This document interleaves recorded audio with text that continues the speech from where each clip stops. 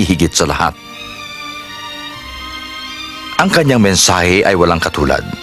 Siya ay nag-aalok ng pag-ibig, pagpapatawad, at bagong buhay sa sino mang tatanggap sa kanya bilang Panginoon at tagapagligtas.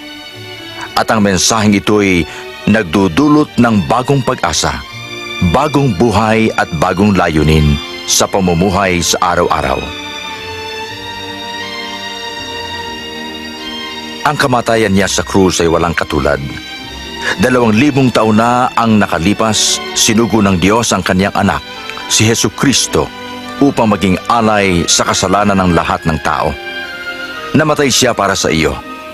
Ang kanyang muling pagkabuhay ay walang katulad. 3 araw pagkatapos niyang mamatay, si Jesus ay muling nabuhay.